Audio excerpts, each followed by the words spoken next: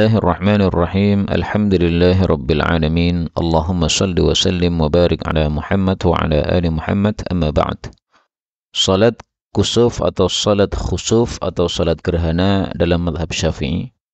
Kita buka dari kitab Matan Abi Syuja' karya Al-Imam Al-Qadhi Abu Syuja' rahimahullahu ta'ala. Beliau mengatakan faslun, pasal baru, wa salatul kusufi, dan salat gerhana itu sunnatun muakkadah, hukumnya adalah sunnah muakkadah.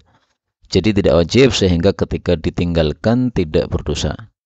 Tapi sunnahnya muakkadah, yaitu sangat ditekankan untuk dilakukan karena selalu dilakukan oleh para sahabah radhiyallahu taala anhum setelah mereka mengetahui dilakukannya oleh Rasulullah sallallahu alaihi wasallam.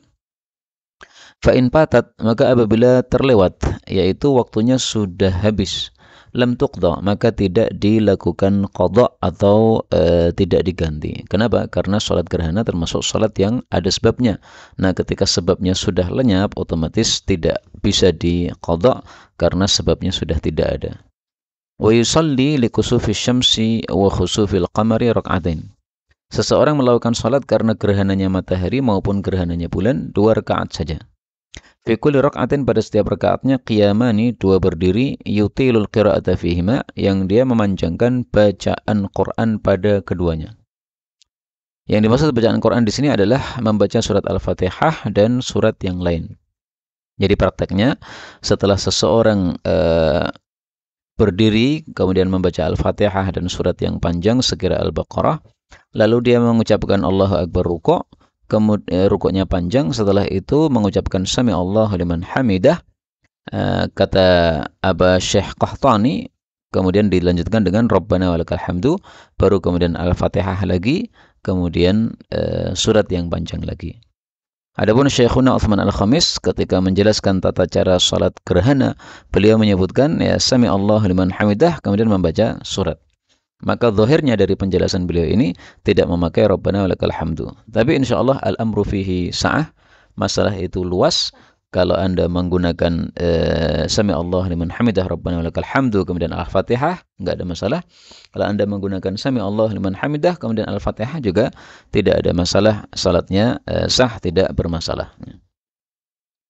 Kemudian waruku'an yutilu tasbihah fihima, dan ada 2 ruku' memanjangkan tasbih pada keduanya. Duna sujud, tanpa sujud, maksudnya sujudnya tidak dipanjangkan sebagaimana ruku'nya. Ini mazhab beliau Abu Syuja' rahimahullahu ta'ala.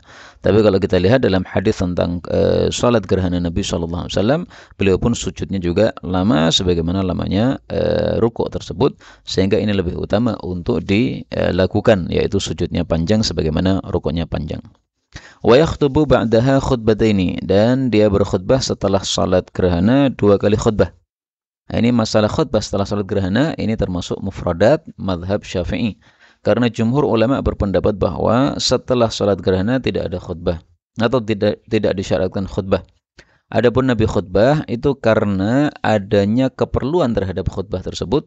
Rasulullah mendengar orang-orang mengatakan bahwa gerhana ini gara-gara matinya putra Nabi SAW yang bernama Ibrahim. Dan ini sesuai akidah jahiliyah pada saat itu, bahwa salat gerhana terjadi, bahwa gerhana terjadi ketika matinya orang mulia atau lahirnya orang mulia. Nah, maka mendengar isu-isu seperti itu, Rasulullah SAW kemudian berkhutbah setelah salat Id untuk mematahkan isu jahiliyah tersebut.